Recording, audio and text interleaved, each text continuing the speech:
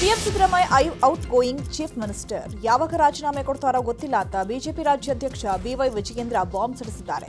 ಒಬ್ಬ out going ಮುಖ್ಯಮಂತ್ರಿಯಿಂದ ಈ ಸದನದಲ್ಲಿ ಏನೇ ಚರ್ಚೆ ಆದರೂ ಪರಿಹಾರ ಸಿಗುವ ಆಶಾಭಾವನೆ ನಮಗಿಲ್ಲ. ಸಿಎಂ ಆಗಿ ಎಷ್ಟು ದಿನ ಕುರ್ಚಿಯಲ್ಲಿ ಕೂರ್ತೀರಾ ಅನ್ನೋದು ಮುಖ್ಯ ಅಲ್ಲ, ರಾಜ್ಯಕ್ಕೆ ಎಷ್ಟು ಒಳ್ಳೇದು ಮಾಡಿದ್ದೀರಾ ಅನ್ನೋದು ಮುಖ್ಯ. 2.5 ವರ್ಷದಲ್ಲಿ ಏನೂ ಮಾಡದ ಸಿದ್ದರಾಮಯ್ಯ ಇನ್ನೆರಡು ವಾರದಲ್ಲಿ ಏನಾದರೂ ಮಾಡ್ತಾರಾ ಅಂತ ವಿಜಯೇಂದ್ರ ಪ್ರಶ್ನೆ ಮಾಡಿದ್ದಾರೆ.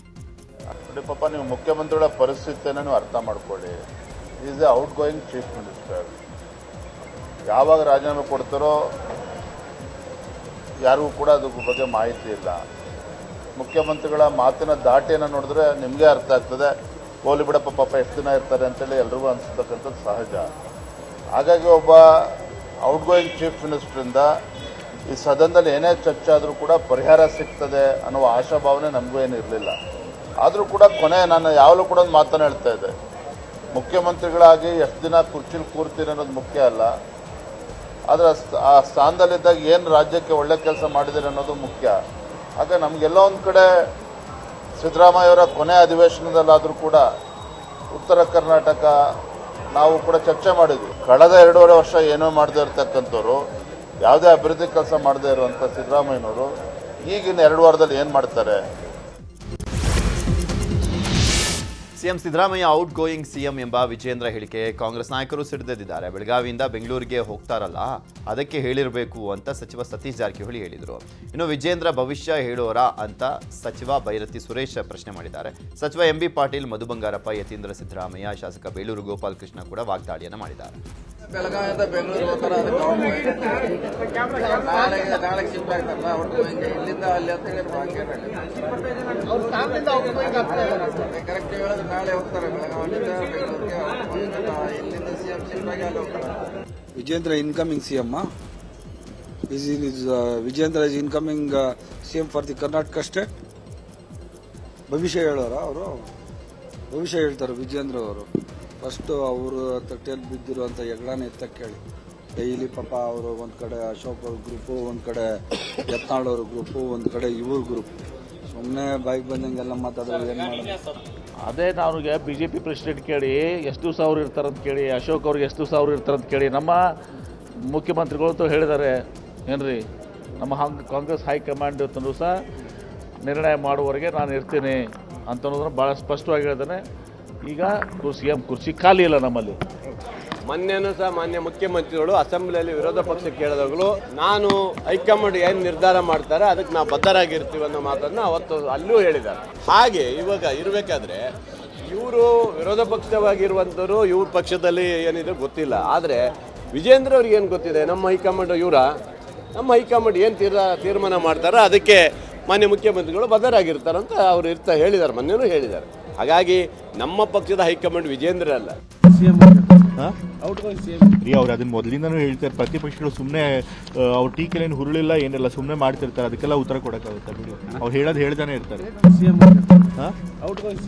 ಅವ್ರು ಅದನ್ನ ಮೊದಲಿಂದನೂ ಹೇಳ್ತಾರೆ, ಪ್ರತಿಪಕ್ಷಗಳು ಸುಮ್ಮನೆ ಅವ್ರ ಟೀಕೆಲೇನು ಹುರುಳಿಲ್ಲ ಏನಿಲ್ಲ, ಸುಮ್ಮನೆ ಮಾಡ್ತಿರ್ತಾರೆ, ಅದಕ್ಕೆಲ್ಲ ಉತ್ತರ ಕೊಡೋಕ್ಕಾಗುತ್ತೆ ಬಿಡಿ. ಅವ್ರು ಹೇಳೋದು ಹೇಳ್ತಾನೆ ಇರ್ತಾರೆ. ಕಲೆಕ್ಷನ್ ಕಿಂಗ್ ಅಂದ್ರೆ ಅದು ಬಿವೈ ವಿಜಯೇಂದ್ರ ಅಂತ ಡಿಸಿಎಂ ಡಿಕೆ ಶಿವಕುಮಾರ್ ಆರೋಪಿಸಿದ್ದಾರೆ. ಬೆಳಗಾವಿಯಲ್ಲಿ ಮಾತನಾಡಿದ ಅವರು, ಬಿವೈವಿ ಕಲೆಕ್ಷನ್ ಅವರ ಟ್ರಾನ್ಸ್ಫರ್ ಬಿಚ್ಚಿಡಬೇಕಾ? ಯಡಿಯೂರಪ್ಪ ಹೆಸರು ಕೆಡಿಸಿದ್ದು ಅದು ವಿಜಯೇಂದ್ರನಿಗೆ ಅನುಭವ ಇಲ್ಲ. ಯಾವ ಖಜಾನೆ ಖಾಲಿಯಾಗಿದೆ ಬಂದು ಮಾತನಾಡೋಕೆ ಹೇಳಿ, ತಪ್ಪಿಸ್ಕೊಂಡು ಮಾತನಾಡೋದಲ್ಲ. ಸದನಕ್ಕೆ ಬಂದು ಪ್ರಶ್ನೆ ಮಾಡಿ ಅಂತ ಡಿಸಿಎಂ ಸವಾಲ್ ಹಾಕಿದ್ರು. ವಿಜಯೇಂದ್ರನಿಗೆ ಅನುಭವ ಇಲ್ಲ. ಖಜಾನೆ ಯಾವ ಖಜಾನೆ ಖಾಲಿಯಾಗಿದೆ ಹೇಳಬೇಕು. ಅಸೆಂಬ್ಲಿಲಿ ಮಾತಾಡಕ್ಕೆ ಹೇಳಿ, ಎಲ್ಲ ತಪ್ಪಿಸ್ಕೊಂಡೆಲ್ಲ ಹೋಗಿ ಎಲ್ಲ ಇರೋದಲ್ಲ, ಬಂದಿರು ಮಾತಾಡಿ ಅಸೆಂಬ್ಲಿಲಿ. ಅದು ಯಾವ ಖಜಾನೆ, ಯಾವ ಕಲೆಕ್ಷನ್ನು, ಅವ್ರ ಕಲೆಕ್ಷನ್ನು, ಅವ್ರ ಅಕೌಂಟ್ಗಳು, ಅವ್ರ ಟ್ರಾನ್ಸ್ಫರ್ಗಳೆಲ್ಲ ಬಿಚ್ಚಬೇಕಾ? ಬಂದು ಅಸೆಂಬ್ಲಿಲಿ ಮಾತಾಡಕ್ಕೆ ಹೇಳಿ, ಮಾತಾಡ್ತೀವಿ. ನನಗೂ ಗೊತ್ತಿದೆ ಏನೇನು ಮಾತಾಡಬೇಕು ಅಂತ. ಮಾತಾಡ್ಬೇಕಾದ್ರೆ ಭಾಳ ಇತಿಮಿತಿಯಿಂದ ಪಕ್ಷದ ಅಧ್ಯಕ್ಷರೇ ಮಾಡ್ಕೊಳ್ಳಿ. ಏನು ಖಜಾನೆ, ಯಾರ ಕಲೆಕ್ಷನ್ನು, ಕಲೆಕ್ಷನ್ ಏನಾದ್ರು ಇವತ್ತು ಕಿಂಗ್ ಅಂತಂದ್ರೆ ವಿಜೇಂದ್ರ. ಅವ್ರ ಅಪ್ಪನ ಹೆಸರು ಇವತ್ತೇನಾದ್ರು ಇಳಿಸ್ಬೇಕಾದ್ರೆ ವಿಜೇಂದ್ರ, ಅದನ್ನ ಮರಿಬಾರದು. ಗೃಹಲಕ್ಷ್ಮಿ ಹಣ ಫಲಾನುಭವಿಗಳಿಗೆ ತಲುಪಿಸದ ವಿಚಾರಕ್ಕೆ ಸಚಿವೆ ಲಕ್ಷ್ಮಿ ಹೆಬ್ಬಾಳ್ಕರ್ ಗರಂ ಆಗಿದ್ದಾರೆ. ಹಣಕಾಸು ಇಲಾಖೆಯಿಂದ ಬಿಲ್ ಕ್ಲಿಯರ್ ಆಗಿಲ್ಲ ಅನ್ನುವ ಮೂಲಕ ಸಿಎಂ ಬಳಿ ಇರುವಂಥ ಇಲಾಖೆಯನ್ನೇ ಟಾರ್ಗೆಟ್ ಮಾಡಿದ್ದಾರೆ. ಹಣಕಾಸು ಇಲಾಖೆ ಫೈಲ್ ಕ್ಲಿಯರ್ ಮಾಡಿದ ಮೇಲೆ ಹಣ ಹಾಕ್ತೀನಿ ಅನ್ನುವಂಥ ಮೂಲಕ ತಮ್ಮ ಜವಾಬ್ದಾರಿಯಿಂದ ನುಣುಚಿಕೊಳ್ಳುವಂಥ ಪ್ರಯತ್ನ ಮಾಡ್ತಿದ್ದಾರೆ ಅನ್ನುವಂಥ ಅನುಮಾನ ಮೂಡಿದೆ. ಮಾರ್ಚ್ ಮತ್ತು ಫೆಬ್ರವರಿದಲ್ಲಿದು ಹೆಚ್ಚು ಕಡಿಮೆ ಆಗಿದ್ರೆ ಅದು ಫೈನಾನ್ಸ್ ಮಿನಿಸ್ಟ್ರು ಸಿಎಂ ಸಾಹೇಬರು ಅದಕ್ಕೆ ಉತ್ತರ ಸದನದಲ್ಲಿ ಕೊಡ್ತಾರೆ. ಮತ್ತು ಆ ರೀತಿ ಆಗಿದ್ರೆ ಖಂಡಿತವಾಗ್ಲೂ ಅದನ್ನ ಈ ರೀತಿ ಚೈಲ್ಡಿಶ್ ಆಗಿ ಕ್ವಶನ್ ಮಾಡಕ್ ಹೋಗ್ಬೇಡಿ. ವಿರೋಧ ಪಕ್ಷದವರು 5,000 ಕೋಟಿ ಎಲ್ಲಿ ಹೋಗಿದೆ? 5,000 ಕೋಟಿ ಬಿಡುಗಡೆನೇ ಆಗಿಲ್ಲ. ಬಿಡುಗಡೆ ಆಗಿದ್ರೆ 5,000 ಕೋಟಿ ಎಲ್ಲಿ ಹೋಗಿದೆ? ಬಿಡುಗಡೆ ಆಗಿಲ್ಲ. ಇದ್ರ ಬಗ್ಗೆ ಜಾಸ್ತಿ ಮಾತಾಡಬೇಡಿ. ಫೈನಾನ್ಸ್ ಡಿಪಾರ್ಟ್ಮೆಂಟ್ ನಿಂದ 23 ಕಂತು ಬಿಡುಗಡೆ ಆಗಿದೆ. 46,000 ರೂಪಾಯಿ ಇಂಡಿವಿಜುವಲ್ ಆಗಿ ಕೊಟ್ಟಿದ್ದೀವಿ. ಎಷ್ಟು ಫೈನಾನ್ಸ್ ಇಂದ ಬಿಡುಗಡೆ ಆಗಿದ್ದು ಕ್ಲಿಯರ್ ಕಟ್ ಆಗಿ ಡೈರೆಕ್ಟ್ ಆಗಿ ಅವರ ಅಕೌಂಟ್ಗೆ ದುಡ್ಡು ಹೋಗಿದೆ. ಇತ್ತ ಸಚಿವ ಶಿವಾನಂದ ಪಾಟೀಲ್ ಮಾತನಾಡಿ 2.5 ವರ್ಷದಲ್ಲಿ 2 ತಿಂಗಳು ಹಣ ಬಾಕಿ ಉಳಿದಿರುವಂಥದ್ದು ವಿವಾದ ಆಗ್ತಾ ಇದೆ. ಆ ಹಣ ಎಲ್ಲಿ ಹೋಗುತ್ತೆ? ಇಂದಲ್ಲ ನಾಳೆ ಕೊಡ್ತೀವಿ ಅಂತ ಹೇಳಿದ್ರು. 2 ತಿಂಗಳದ ಇಶ್ಯೂ ಆಗತ್ತಾ? 2.5 ವರ್ಷದ ಸರ್ಕಾರದಲ್ಲಿ 2 ತಿಂಗಳದ್ದೇನೋ ವ್ಯತ್ಯಾಸ ಆಗಿರೋದನ್ನು ಸ್ವತಃ ಸಚಿವರು ಒಪ್ಕೊಂಡ ಮೇಲೆ ಆ ವಿಷಯ ಅಲ್ಲಿಗೆ ಮುಗಿದಿದೆ ಅಂತ ವಿರೋಧ ಪಕ್ಷದವ್ರು ನಿನ್ನೆ ಮುಗಿಸಿದ್ದಾರೆ. ಮತ್ತೆ ಇವತ್ತು ಅದರಲ್ಲಿ ಏನಿದೆ? 5,000 ಕೋಟಿ ಸರ್, ಇದೇ ತಮಾಷೆ ವಿಚಾರ ಅಲ್ಲ ಅನ್ನೋದು ಮಾತು. ಅದೇನು ಎಲ್ಲಿ ಹೋಗತ್ತಾ? ಕೊಡ್ಲೇಬೇಕಲ್ಲ. ಸರ್ಕಾರ ಅಂತೂ ತಗೊಂಡಿಲ್ಲ. ಸರ್ಕಾರದ ಖಜಾನೆಯಲ್ಲೇ ಇದೆ, ಕೊಡ್ಲೇಬೇಕು. ಇಂದಿಲ್ಲ ನಾಳೆ ಕೊಡ್ತೀವಿ. ಅದನ್ನು ಫೆಬ್ರವರಿ ಮಾರ್ಚ್ ಕೊಡದೆ ಬಾಕಿದಾಗಿದೆ. ಫೆಬ್ರವರಿ ನೋಡಿ, ಅದು ಆಗಿರ್ಬಹುದು ಅಂತ ಹೇಳಿ ನಿನ್ನೆ ಸಚಿವರೇ ಹೇಳಿದ್ದಾರೆ. ಹೇಳಿದ್ಮೇಲೆ ಆ ವಿಷಯ ಮುಗೀತಲ್ಲ. 2 ತಿಂಗಳ ಗೃಹಲಕ್ಷ್ಮಿ ಹಣದಲ್ಲಿ ವ್ಯತ್ಯಾಸ ಆಗಿದೆ ಅಂತ ಸಚಿವೆ ಲಕ್ಷ್ಮಿ ಹೆಬ್ಬಾಳ್ಕರ್ ಹೇಳಿದ್ದಾರೆ. ಹಾಗಾದ್ರೆ ಫೆಬ್ರವರಿ ಮಾರ್ಚ್ ತಿಂಗಳ ಹಣ ಹಂಚಿಕೆ ಜವಾಬ್ದಾರಿ ಯಾರದ್ದು ಅನ್ನೋ ಪ್ರಶ್ನೆ ಮೂಡಿದೆ. ಈ 2 ತಿಂಗಳುಗಳನ್ನ ಬಿಟ್ಟು ಏಪ್ರಿಲ್ ನಂತರದ ತಿಂಗಳುಗಳ ಹಣ ಹೇಗೆ ಹಂಚಿಕೆ ಮಾಡಿದ್ರು? ಸಚಿವರು ಕ್ಯಾಲೆಂಡರ್ ಪ್ರಕಾರ ತಿಂಗಳುಗಳನ್ನೇ ಮರೆತು ಬಿಟ್ರಾ? ಇಲ್ಲಿ ಇಲಾಖೆಯ ಅಧಿಕಾರಿಗಳು ಸಚಿವರ ಜವಾಬ್ದಾರಿ ಏನೂ ಇಲ್ವಾ? ಹಣಕಾಸು ಇಲಾಖೆ ಮೇಲೆ ಎತ್ತಾಕಿ ಕೈ ತೊಳೆದುಕೊಂಡ್ರ ಸಚಿವರು ಅನ್ನೋ ಅನುಮಾನ ಮೂಡ್ತಾ ಇದೆ. ಗೃಹಲಕ್ಷ್ಮಿ ಯೋಜನೆ ವಿಚಾರವಾಗಿ ಶಾಸಕ ಮಹೇಶ್ ತೆಂಗಿನಕಾಯಿ ಸರ್ಕಾರದ ವಿರುದ್ಧ ವಾಗ್ದಾಳಿಯನ್ನು ಮಾಡಿದ್ದಾರೆ. ಸಿಎಂ ಸರಳವಾದ ಉತ್ತರ ಕೊಡೋದಕ್ಕೆ ಹೊರಟಿದ್ರು. 5,000 ಕೋಟಿ ವ್ಯತ್ಯಾಸ ಸರಳ ವಿಷಯವೂ ಅಲ್ಲ.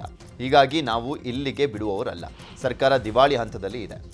ದರವಾಜ ಬಂದ್ ಮಾಡಬೇಕು ಹಂಗಾಗಿದೆ.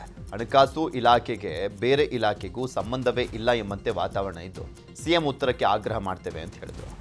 ಇಲ್ಲಿ ಫೈನಾನ್ಸ್ ಡಿಪಾರ್ಟ್ಮೆಂಟು ಉಳಿದ ಡಿಪಾರ್ಟ್ಮೆಂಟ್ಗಳಿಗೆ ಸಮನ್ವಯ ಇಲ್ಲ ಅನ್ನುವಂಥದ್ದು ಕೂಡ ಮೇಲ್ನೋಟಕ್ಕೆ ಬಹಳ ಸ್ಪಷ್ಟವಾಗಿ ಎದ್ದು ಕಾಣ್ತಾ ಇದೆ. ಇನ್ ಬಿಟ್ವೀನ್ ಫೈಟ್ ಅಂತ ಏನು ಹೇಳ್ತೀವಿ, ಅದು ಕಾಂಗ್ರೆಸ್ನಲ್ಲೇ ಬೇರೆ ಬೇರೆ ಡಿಪಾರ್ಟ್ಮೆಂಟ್ಗಳಿಗೆ ಬೇರೆ ಬೇರೆ ಇಲಾಖೆಗಳಿಗೆ ಕೂಡ ಬಹುಶಃ ಇದು ನಡೆದಿರ್ತಕ್ಕಂಥ ಯಾವ ಬಣದ ಬಡದಾಟ ಇತ್ತು ಆ ಬಣದ ಬಡದಾಟ ಇವತ್ತು ಇದರಲ್ಲಿ ಕೂಡ ಎಂಟ್ರಿ ಆಗಿದೆ ಅಂತಕ್ಕಂಥ ಮೇಲ್ನೋಟಕ್ಕೆ ಕಾಣುವಂಥ ಸಂಗತಿ ಆಗ್ತಾಯಿದೆ. ಇದೇ ರೀತಿ ಹಲವಾರು ಇನ್ನು ಬರ್ತಕ್ಕಂಥ ದಿನಗಳಲ್ಲಿ ಯೋಜನೆಗಳ ಬಗ್ಗೆ ಏನು ಬಹಳಷ್ಟು ಕಾಂಗ್ರೆಸ್ ಸರ್ಕಾರ ಗ್ಯಾರಂಟಿ ಯೋಜನೆಗಳು ಪಂಚ ಗ್ಯಾರಂಟಿ ಅಂತ ಏನು ಹೇಳ್ತಾ ಇದ್ದು ಈ ಪಂಚ ಗ್ಯಾರಂಟಿಗಳ ಮುಖವಾಡನ್ನು ಕಳಿಸತಕ್ಕಂಥ ದಿನ ಈಗ ಪ್ರಾರಂಭ ಆಗೈತೆ. 9ನೇ ದಿನದ ಬೆಳಗಾವಿ ಅಧಿವೇಶನದಲ್ಲಿ ಹಗರಣಗಳ ವಿಚಾರ ಭಾರಿ ಸದ್ದು ಮಾಡಿದೆ. ಸಚಿವ ಕೃಷ್ಣ ಭೈರೇಗೌಡ ವಿರುದ್ಧ ಭೂ ಕಬಳಿಕೆ ಕುರಿತು ಸದನದಲ್ಲಿ ವಿಪಕ್ಷ ನಾಯಕ ಆರ್ ಅಶೋಕ್ ಪ್ರಸ್ತಾಪಿಸಿದರು. ಶೂನ್ಯ ವೇಳೆಯಲ್ಲಿ ಚರ್ಚೆಗೆ ಅವಕಾಶ ಕೋರಿ ಅಶೋಕ್ ಪ್ರಸ್ತಾಪಿಸಿದರು. ಈ ವೇಳೆ ಸ್ಪಷ್ಟನೆ ನೀಡಿದ ಕೃಷ್ಣ ಭೈರೇಗೌಡ ಮೊದಲೇ ನೋಟಿಸ್ ಕೊಟ್ಟು ಗಮನಕ್ಕೆ ತರಬೇಕು. ಇದು ಪ್ರತಿಯೊಬ್ಬ ಸದಸ್ಯರ ಹಕ್ಕು. ಆದರೂ ನಾನು ಚರ್ಚೆಗೆ ಸಿದ್ಧ. ಉತ್ತರ ಕೊಡಲು ನಾನು ತಯಾರ್.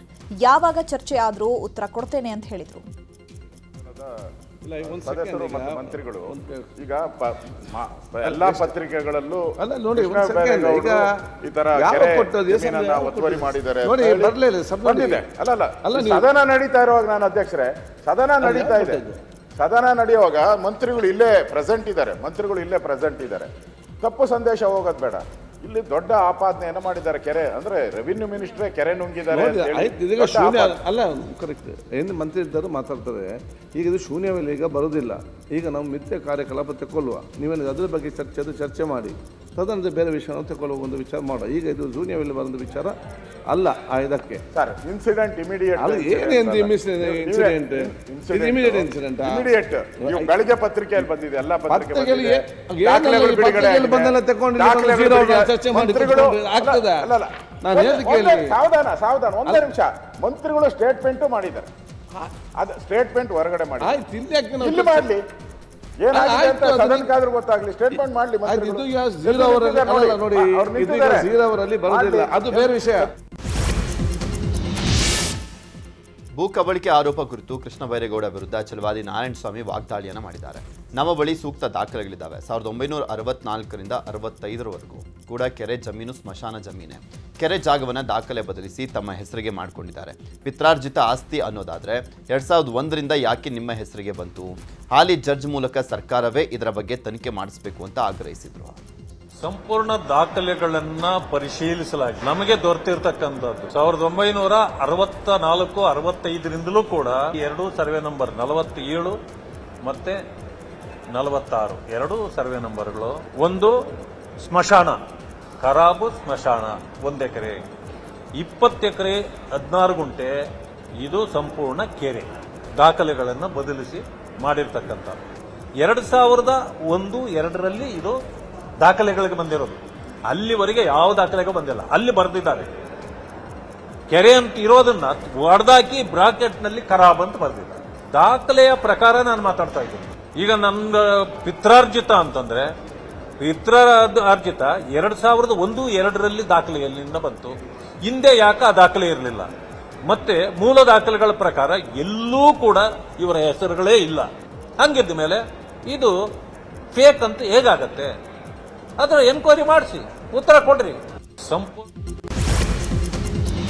ಕಾಂಗ್ರೆಸ್ ಸರ್ಕಾರ ಗ್ಯಾರಂಟಿ ಹೆಸರಲ್ಲಿ ಜನರಿಗೆ ಮೋಸ ಮಾಡ್ತಾ ಇದೆ ಅಂತ ವಿಪಕ್ಷ ನಾಯಕ ಆರ್ ಅಶೋಕ್ ಆರೋಪಿಸಿದ್ದಾರೆ. ಕಳೆದ ಬಜೆಟ್ನಲ್ಲಿ 5,000 ಕೋಟಿ ಕೊಡಬೇಕಾಗಿತ್ತು. ಶಕ್ತಿ ಯೋಜನೆಯಲ್ಲಿಯೂ ಹಣ ಉಳಿಸಿಕೊಂಡಿದೆ. ಸರ್ಕಾರ ಪಾಪರಾಗಿದೆ ಅಂತ ಸಂಬಳ ಕೊಡೋದಕ್ಕೂ ಹಣ ಇಲ್ಲ.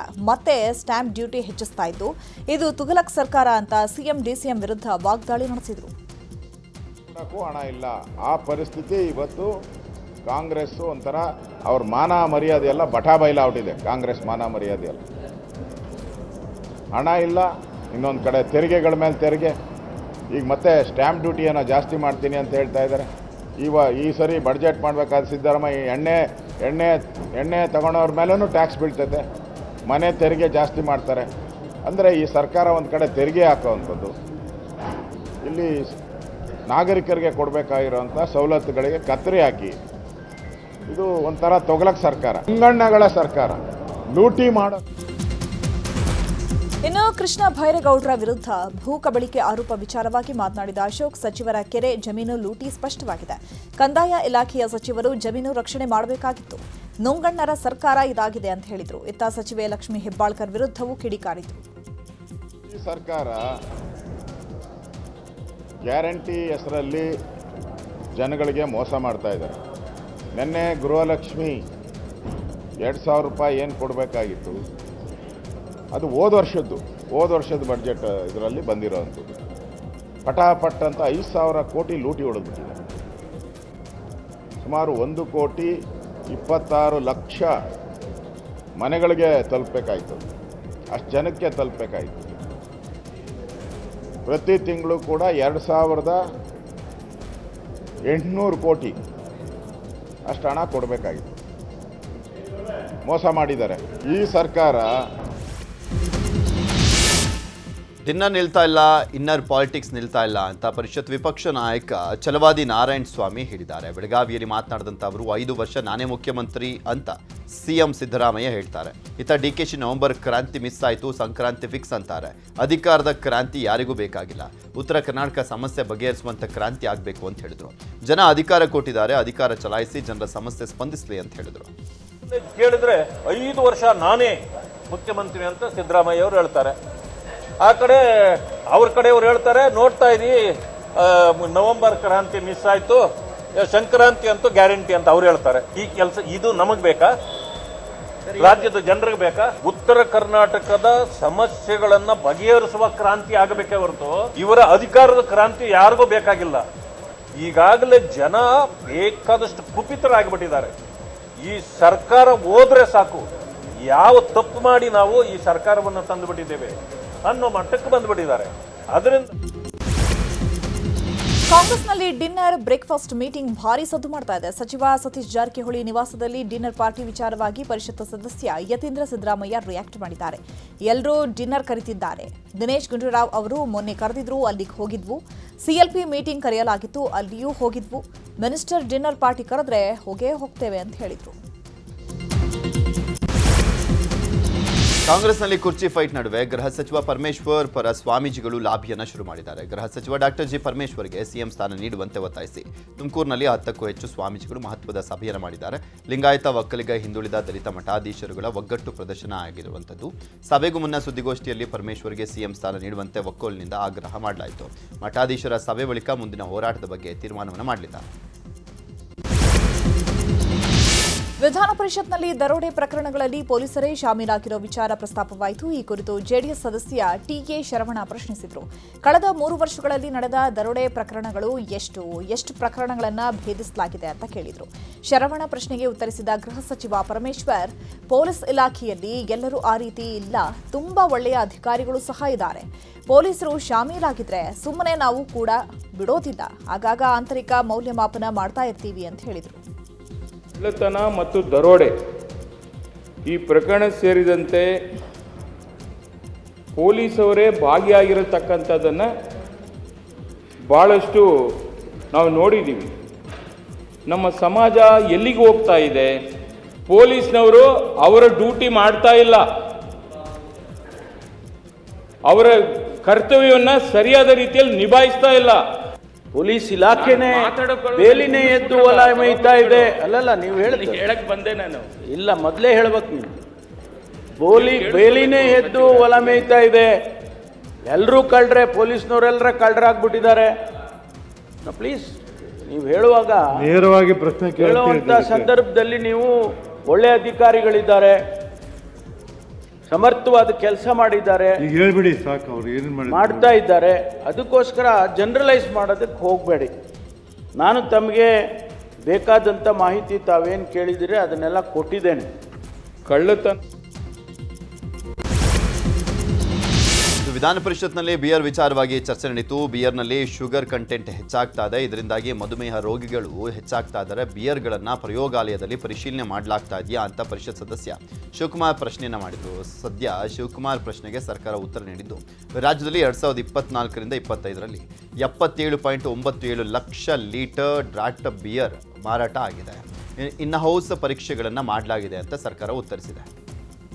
ಬಿಯರಲ್ಲಿ 25% ಇನ್ನೂ ಕಡಿಮೆ ಇರಬೇಕು ಸಭಾಪತಿಗಳ ಶುಗರ್ ಲೆವೆಲ್ಲು. ಇವತ್ತು 35-40% ಶುಗರ್ ಲೆವೆಲ್ನ ಜಾಸ್ತಿ ಮಾಡಿ ಬಿಯರ್ ಪಬ್ಗಳಲ್ಲಿ ಚಲಾವಣೆ ಆಗ್ತಾ ಇರೋದು ನಾವು ನೋಡ್ತಾ ಇದ್ದೀವಿ. ಇವತ್ತು ಇಷ್ಟೊಂದು ಕೋಟ್ಯಾಂತರ ರೂಪಾಯಿ ವಹಿವಾಟು ಆಗ್ತಾ ಇದೆ. ಇದನ್ನು ಯಾಕೆ ಇವರು ಈ ಲ್ಯಾಬ್ಗಳು ಸೆಟಪ್ ಮಾಡಿಲ್ಲ? ಲ್ಯಾಬ್ರಾಟರಿಗಳಿದಾವೆ, ಮೈಕ್ರೋ ಬ್ರೀವರೀಸಲ್ಲಿ ಅವ್ರದ್ದಾದ ಇದರಲ್ಲಿನ ಮೈಕ್ರೋ ಬ್ರೀವರೀಸಲ್ಲಿ ಪ್ರಯೋಗಾಲಯಗಳಿದಾವೆ. ಆದರೆ ತಾವೇನು ಶುಗರ್ ಕಂಟೆಂಟ್ಸ್ ಹೇಳಿದ್ರಲ್ಲ, 25%ಗಿಂತ ಹೆಚ್ಚಿಗೆ ಹೋದರೆ ಹ್ಯೂಮನ್ ಕನ್ಸಂಪ್ಷನ್ಗೆ ತೊಂದರೆ ಆಗ್ತಿದೆ. ಅದನ್ನು ತಡೆಗಟ್ಟಲಿಕ್ಕೆ 25%ಗಿಂತ ಹೆಚ್ಚಿಗೆ ಶುಗರ್ ಆ್ಯಡ್ ಮಾಡಲಿಕ್ಕೆ ಅವಕಾಶ ಕೊಟ್ಟಿಲ್ಲ. ಅದಕ್ಕೆ ಈಗಲೇ ಅದನ್ನು ತಡೆ ಮಾಡಿ. ನ್ಯಾಷನಲ್ ಹೆರಾಲ್ಡ್ ಕೇಸ್ನಲ್ಲಿ ರಾಜಕೀಯ ಪಿತೂರಿ ಆರೋಪ ಸಂಬಂಧ ಇವತ್ತು ರಾಜ್ಯಾದ್ಯಂತ ಕಾಂಗ್ರೆಸ್ ಪ್ರತಿಭಟನೆ ನಡೆಸಿದೆ. ಕೋಲಾರದಲ್ಲಿ ಬ್ಯಾರಿಕೇಡ್ ತಳ್ಳಿ ಬಿಜೆಪಿ ಕಚೇರಿಗೆ ಮುತ್ತಿಗೆಗೆ ಯತ್ನಿಸಿದ ಹೋರಾಟಗಾರರನ್ನ ಪೊಲೀಸರು ವಶಪಡಿಸಿಕೊಂಡರು. ಚಿತ್ರದುರ್ಗದಲ್ಲಿ ಜಿಲ್ಲಾ ಬಿಜೆಪಿ ಕಚೇರಿಗೆ ಮುತ್ತಿಗೆ ಹಾಕಲು ಕೈ ಕಾರ್ಯಕರ್ತರು ಪ್ರಯತ್ನಪಟ್ಟರು. ಕೊಪ್ಪಳದಲ್ಲಿ ಡಾಲರ್ಸ್ ಕಾಲೋನಿಯಲ್ಲಿರುವ ಬಿಜೆಪಿ ಕಚೇರಿಗೆ ನುಗ್ಗಲು ಯತ್ನ ನಡೆಯಿತು. ಇನ್ನು ಹುಬ್ಬಳ್ಳಿಯಲ್ಲಿ ಮನ್ರೇಗಾ ಹೆಸರು ಬದಲಾವಣೆ ಮತ್ತು ನ್ಯಾಷನಲ್ ಹೆರಾಲ್ಡ್ ಕೇಸ್ನಲ್ಲಿ ರಾಜಕೀಯ ಪಿತೂರಿ ಸಂಬಂಧ ಕಾಂಗ್ರೆಸ್ ಕಾರ್ಯಕರ್ತರು ಸಿಡಿದೆದ್ದಿದ್ರು. ಚಿಕ್ಕಮಗಳೂರಲ್ಲಿ ಜಿಲ್ಲಾ ಕಾಂಗ್ರೆಸ್ ಕಚೇರಿ ಮುಂದೆ ಪ್ರತಿಭಟನೆ ನಡೆಸಿದರು. ಕಾಂಗ್ರೆಸ್ ಕಾರ್ಯಕರ್ತರನ್ನ ಪೊಲೀಸರು ವಶಕ್ಕೆ ಪಡೆದರು. ಶಿವಮೊಗ್ಗದಲ್ಲಿಯೂ ಜಿಲ್ಲಾ ಬಿಜೆಪಿ ಕಚೇರಿಗೆ ಕಾಂಗ್ರೆಸ್ ಕಾರ್ಯಕರ್ತರು ಮುತ್ತಿಗೆ ಯತ್ನ ನಡೆಸಿದರು. ಈ ವೇಳೆ ಪೊಲೀಸರು ವಶಕ್ಕೆ ಪಡೆದರು. ಈ ಮಧ್ಯೆ ಭದ್ರತೆಗೆ ಬಂದಿದ್ದ ಮಹಿಳಾ ಪೊಲೀಸ್ ಎಎಸ್ಐ ಅಮೃತಾಬಾಯಿ ಅವರ 60 ಗ್ರಾಂ ತೂಕದ ಮಾಂಗಲ್ಯ ಸರವನ್ನು ಖದೀಮರು ಎಗರಿಸಿದ್ದಾರೆ. ಮಾಂಗಲ್ಯ ಕಳೆದುಕೊಂಡ ಎಎಸ್ಐ ಕಣ್ಣೀರು ಹಾಕಿದ್ದು ಕಾಂಗ್ರೆಸ್ ಕಾರ್ಯಕರ್ತೆಯೊಬ್ಬರು ಸಮಾಧಾನ ಮಾಡಿದ್ದಾರೆ. ಅವರ ಅಹಿಂಸೆಯ ಮೂಲಕ ನಮ್ಮನ್ನು ನಮಗೆ ಸ್ವಾತಂತ್ರ್ಯ ಲಕ್ಷಾಂತರ ಜನ ಕಾರ್ಯಕರ್ತರುಗಳು ಕಾಂಗ್ರೆಸ್ ಪಕ್ಷ ಯಾಕೆ ಇವರೆಲ್ಲ ಬಿಜೆಪಿ ಮಾಡ್ತಾರೆ ಅಂದ್ರೆ ಬ್ರಿಟಿಷ್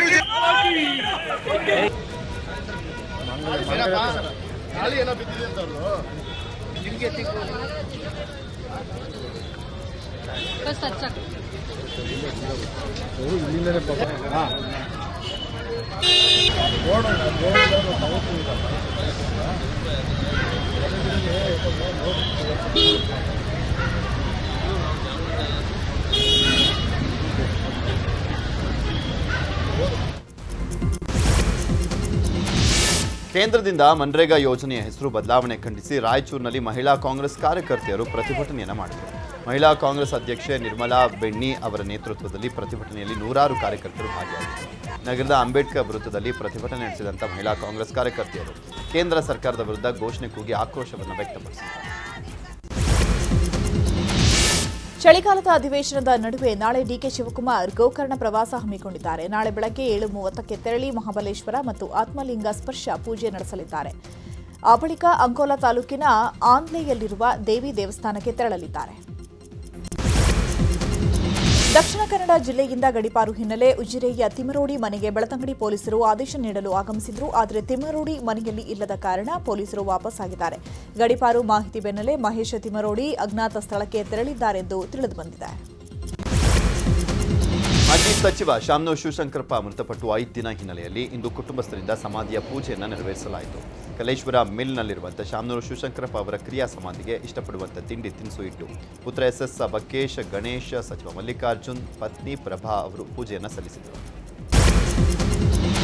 19 ವರ್ಷದ ಕಾಲೇಜು ವಿದ್ಯಾರ್ಥಿನಿ ಮೇಲೆ ಸಾಮೂಹಿಕ ಅತ್ಯಾಚಾರ ನಡೆದಿದೆ ಅಂತ ಹೇಳಲಾಗಿದೆ. ಬೆಂಗಳೂರು ದಕ್ಷಿಣ ಜಿಲ್ಲೆಯ ಮಾಗಡಿ ಠಾಣಾ ಪೊಲೀಸರು 3 ಯುವಕರನ್ನ ಬಂಧಿಸಿದ್ದಾರೆ. ಪ್ರಾರಂಭದಲ್ಲಿ ಪ್ರೀತಿಯ ಹೆಸರಲ್ಲಿ ವಿದ್ಯಾರ್ಥಿನಿಯನ್ನ ಪರಿಚಯ ಮಾಡಿಕೊಂಡಿದ್ದ ವಿಕಾಸ್ ಆ ಬಳಿಕ ಲೈಂಗಿಕ ಸಂಪರ್ಕ ಮಾಡಿದಂತೆ ಖಾಸಗಿತನದ ವಿಡಿಯೋ ಮಾಡಿಟ್ಕೊಂಡು ಸ್ನೇಹಿತರ ಜೊತೆಗೂಡಿ ಸಾಮೂಹಿಕ ಅತ್ಯಾಚಾರವನ್ನ ಎಸಗಿದ್ದಾರೆ ಅಂತ ದೂರಿನಲ್ಲಿ ಉಲ್ಲೇಖ ಆಗಿದೆ. ಕೊಪ್ಪಳದ ರಸ್ತೆ ಅಪಘಾತದಲ್ಲಿ ಕುಟುಂಬವೊಂದರಲ್ಲಿ ಸರಣಿ ಸಾವು ಸಂಭವಿಸಿದೆ. ಕಳೆದ 3 ದಿನಗಳ ಹಿಂದೆ ಹಿಟ್ನಾಳ್ ಟೌನ್ ಬಳಿಯ ಅಪಘಾತದಲ್ಲಿ ಬುಡನ್ ಸಾಬ್ ಸಾವನ್ನಪ್ಪಿದ್ರು. 3 ದಿನದ ಕಾರ್ಯ ಮಾಡಬೇಕು ಅನ್ನುವಷ್ಟರಲ್ಲಿ ಮಗನ ದಾರುಣ ಸಾವಾಗಿದೆ. ರಾಜಾ ಹುಸೇನ್ ನಿನ್ನೆ ಬೈಕ್ ಅಪಘಾತದಲ್ಲಿ ಸಾವನ್ನಪ್ಪಿದ್ದು ಹೊಸಳ್ಳಿ ಗ್ರಾಮದಲ್ಲಿ ನೀರವ ಮೌನ ಆವರಿಸಿದೆ. ಒಂದೇ ಬೈಕ್ ಮೇಲೆ ಹೊರಟಿದ್ದ ಆಸಿಫ್ ವಾಜಿದ್ ಕೂಡ ಕೊನೆಯುಸಿರೆಳೆದಿದ್ದಾರೆ. ಪತ್ನಿ ಕೊಲೆಗೆ ಪತಿಯ ಸುಪಾರಿ ನೀಡಿರುವಂಥ ಘಟನೆ ಮೈಸೂರಿನ BM ಶ್ರೀನಗರದಲ್ಲಿ ನಡೆದಿದೆ. 2 ಆರೋಪಿಗಳು ಸೇರಿ ಪತಿ ಮಹೇಶ್ನನ್ನ ಪೊಲೀಸರು ಬಂಧಿಸಿದ್ದಾರೆ. ಪತ್ನಿ ನಾಗರತ್ನ ವರ್ತನೆಯಿಂದ ಬೇಸತ್ತಿದ್ದಂಥ ಪತಿ ಮಹೇಶ್ ಕೊಲೆಗೆ ಸುಪಾರಿಯನ್ನ ನೀಡಿದ್ದಾನೆ. ಘಟನೆಯ ಸಂಬಂಧ ಮೆಟ್ಟಗಳ್ಳಿ ಪೊಲೀಸ್ ಠಾಣೆಯಲ್ಲಿ ದೂರು ದಾಖಲಾಗಿದ್ದು ತನಿಖೆ ವೇಳೆ ಗಂಡ ಕೃತ್ಯ ಬಯಲಾಗಿದ್ದು ಜೈಲಿಗಟ್ಟಿದ್ದಾರೆ. ಬೀದರ್ನ ಗ್ರಾಮೀಣ ಭಾಗದಿಂದ ನಗರದ ಕಾಲೇಜು ಭಾಗಕ್ಕೆ ಬರಲು ಸಮಸ್ಯೆ ಆಗ್ತಾ ಇದೆ. ಸಮಯಕ್ಕೆ ಸರಿಯಾಗಿ ಬಸ್ ಬರ್ತಾ ಇಲ್ಲ, ಬಸ್ಗಳ ವ್ಯವಸ್ಥೆಯೂ ಇಲ್ಲ ಅಂತ ಆರೋಪಿಸಿ ಎಬಿವಿಪಿ ದಿಢೀರ್ ಪ್ರತಿಭಟನೆ ನಡೆಸಿದೆ. ಕೆಎಸ್ಆರ್ಟಿಸಿ ಬಸ್ ಹಾಗೂ ಶಾಲಾ ಬಸ್ ಮುಖಾಮುಖಿ ಡಿಕ್ಕಿಯಾಗಿದೆ. ಶಿವಮೊಗ್ಗ ಜಿಲ್ಲೆಯ ಸಾಗರ ತಾಲೂಕಿನ ಇಡುಬಾಣಿ ಬಳಿ ಅಪಘಾತ ಸಂಭವಿಸಿದೆ. ಘಟನೆಯಲ್ಲಿ ಸ್ಕೂಲ್ ಬಸ್ನಲ್ಲಿದ್ದಂಥ ಮಕ್ಕಳಿಗೆ ಸಣ್ಣ ಪುಟ್ಟ ಗಾಯಗಳಾಗಿದೆ. ಇನ್ನು 2 ಮಕ್ಕಳು ಹಾಗೂ 2 ಬಸ್ನ ಚಾಲಕರಿಗೆ ಗಂಭೀರ ಗಾಯ ಆಗಿದೆ. ನರೇಂದ್ರ ಮೋದಿ ಓಮನ್ ಪ್ರವಾಸದಲ್ಲಿದ್ದಾರೆ. ಭಾರತ ಓಮನ್ ನಡುವೆ ವ್ಯಾಪಾರ ವ್ಯವಹಾರಗಳ ಬಲವರ್ಧನೆ ಮಾಡುವ ಬಗ್ಗೆ ಪ್ರಧಾನಿ ನರೇಂದ್ರ ಮೋದಿ ಮಾತನಾಡಿದ್ದಾರೆ. ಇವತ್ತಿನ ಈ ಸಭೆ ಭಾರತ ಓಮನ್ ಪ್ರವಾಸೋದ್ಯಮಕ್ಕೆ ಹೊಸ ಭಾಷ್ಯ ಬರೆಯಲಿದೆ ಅಂತ ಹೇಳಿದರು. ತಮಿಳುನಾಡಿನ ಈರೋಡ್ನಲ್ಲಿ ಟಿವಿಕೆ ಪಕ್ಷದ ರ್ಯಾಲಿ ನಡೆಯಿತು. ಟಿವಿಕೆ ಪಕ್ಷದ ಮುಖಂಡ ವಿಜಯ್ ರ್ಯಾಲಿಯನ್ನು ಉದ್ದೇಶಿಸಿ ಮಾತನಾಡಿದ್ದು ಡಿಎಂಕೆ ಪಕ್ಷದ ವಿರುದ್ಧ ಕಿಡಿಕಾರಿದ್ದಾರೆ. ಡಿಎಂಕೆ ವಿರುದ್ಧ ನೇರ ವಾಗ್ದಾಳಿ ಮಾಡಿದಂಥ ವಿಜಯ್, ಪೆರಿಯಾರ್ ಹೆಸರು ಹೇಳಿಕೊಂಡು ನೀವು ಅಧಿಕಾರಕ್ಕೆ ಬಂದ್ರಿ, ದಯವಿಟ್ಟು ಪೆರಿಯಾರ್ ಹೆಸರು ಹೇಳಿಕೊಂಡು ಕೊಲೆ ಮಾಡಬೇಡಿ ಅಂತ ಹೇಳಿದರು. ನಟಿ ನಿಧಿ ಅಗರ್ವಾಲ್ ನೋಡಲು ಅಭಿಮಾನಿಗಳು ಮುಗಿಬಿದ್ದು ಅತಿರೇಕದ ವರ್ತನೆ ತೋರಿದ್ದಾರೆ. ಹೈದರಾಬಾದ್ನಲ್ಲಿ ಘಟನೆ ನಡೆದಿದೆ. ರಾಜಾ ಸಾಬ್ ಸಿನಿಮಾದ ಕಾರ್ಯಕ್ರಮದಲ್ಲಿ ಘಟನೆ ನಡೆದಿದೆ. ಸಿನಿಮಾದ ಸಹನಾ ಹಾಡಿನ ಬಿಡುಗಡೆ ಕಾರ್ಯಕ್ರಮ ಲೂಲು ಮಾಲ್ನಲ್ಲಿ ಆಯೋಜನೆ ಮಾಡಲಾಗಿತ್ತು. ಈ ವೇಳೆ ಅಭಿಮಾನಿಗಳು ನಿಧಿ ಅಗರ್ವಾಲ್ರನ್ನ ನೋಡಲು ಮುಗಿಬಿದ್ದು ಅತಿರೇಕದ ವರ್ತನೆಯನ್ನ ತೋರಿಸಿದ್ದಾರೆ.